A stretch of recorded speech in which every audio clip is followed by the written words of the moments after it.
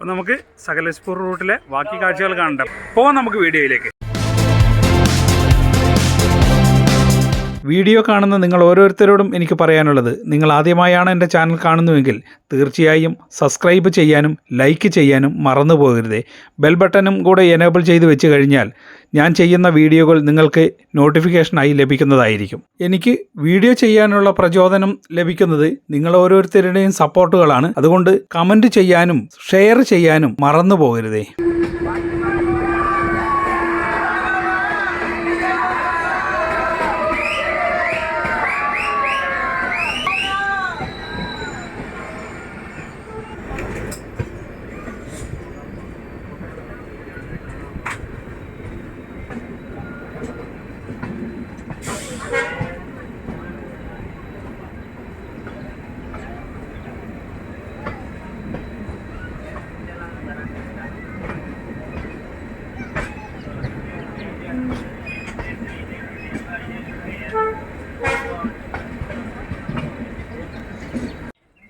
യദകുമാരി railway സ്റ്റേഷനിൽ train അല്പസമയം ഒരു 2 മിനിറ്റ് മാത്രമേ ഇവിടെ നിർത്തുകയുള്ളൂ.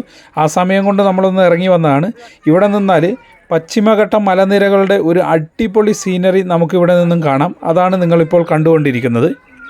ഒരു മലമ്പ്രദേശത്തുള്ള ചെറിയ ഒരു റെയിൽവേ സ്റ്റേഷനാണ്. അധികം ട്രെയിനുകളൊന്നും ഇവിടെ നിർത്തുന്നില്ല എന്ന് തോന്നുന്നു. അതുപോലെ ഒരു ചെറിയ റെയിൽവേ സ്റ്റേഷൻ്റെ ഭാഗങ്ങളൊക്കെയാണ് ഇവിടെ കാണുന്നത്.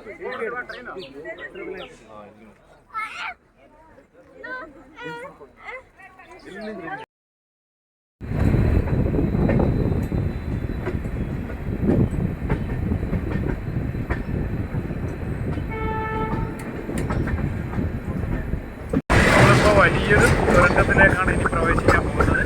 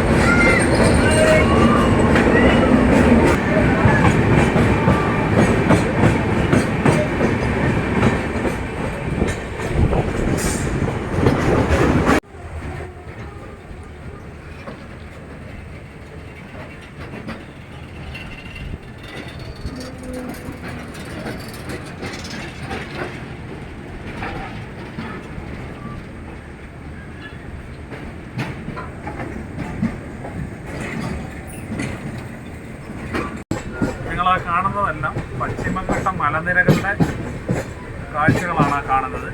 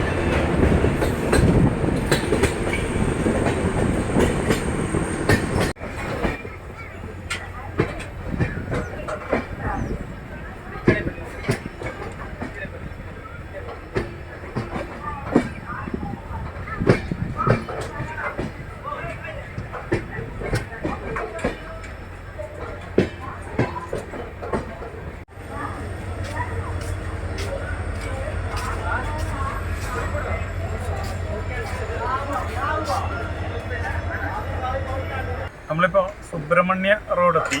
സുബ്രഹ്മണ്യ റോഡിൽ നിന്ന് പിന്നെ ട്രെയിൻ പോകുന്നത് ഒറ്റ എഞ്ചിനുമായിട്ടാണ്. ഇവിടെ ഒരേ എഞ്ചിൻ അഴിച്ചു മാറ്റിയിട്ട് ആ എഞ്ചിൻ പോകുന്ന കാഴ്ചയാണ് നിങ്ങളിപ്പോൾ കാണുന്നത്.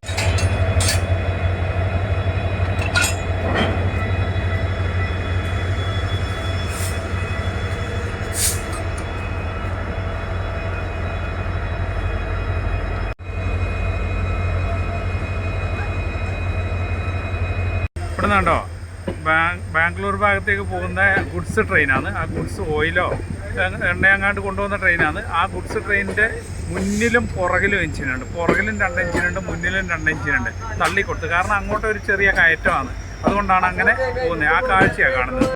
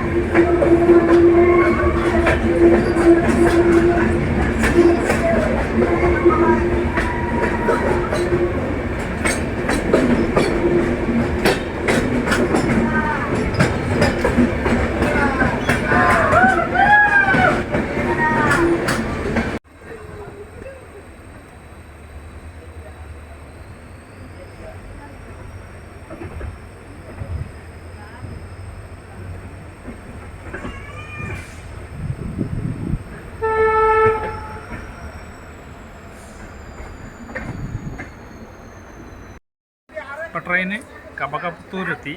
അവിടുത്തെ റെയിൽവേ സ്റ്റേഷൻ്റെ കാഴ്ചകളാണ് നിങ്ങൾ കാണുന്നത്.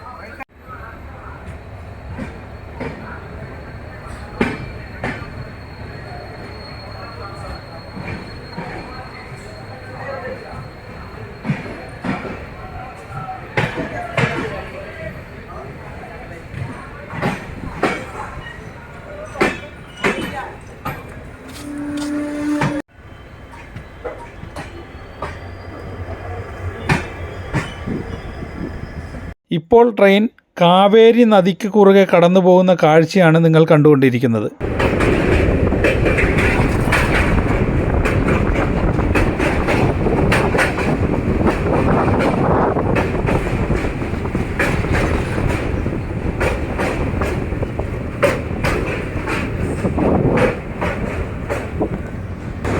നമ്മളങ്ങനെ 50ഓളം തുരങ്കങ്ങളും ഒക്കെ കടന്ന് പശ്ചിമഘട്ടം മലനിരകളൊക്കെ കടന്ന് നമ്മൾ ഏകദേശം ബാംഗ്ലൂർ ജംഗ്ഷനിലേക്ക് എത്തിക്കൊണ്ടിരിക്കുകയാണ്. ഇപ്പോൾ അടുത്തൊരു 10 മിനിറ്റ് കൊണ്ട് ബാംഗ്ലൂർ ജംഗ്ഷനിലേക്ക് വണ്ടി എത്തും.